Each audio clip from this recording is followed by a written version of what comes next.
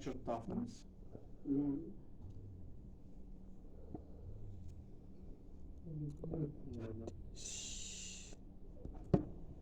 Can you explain it? I understand. Fracture strength or fracture toughness is the ability of metal to stay whole in the event if it develops some sort of small cracks in its structure. পরে আমাদের So, for example, if the metal starts fatigue, starts to become fatigued, it's the ability of the metal to continue performing its function regardless of the fatigue.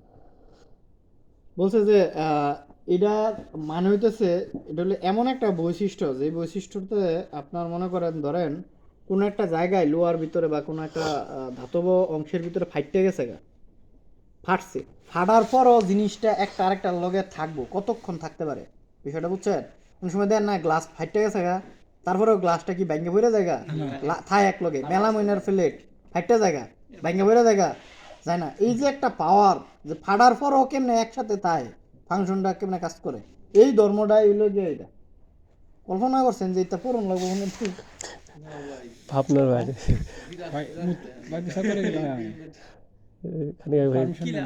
Function করে যাচ্ছে।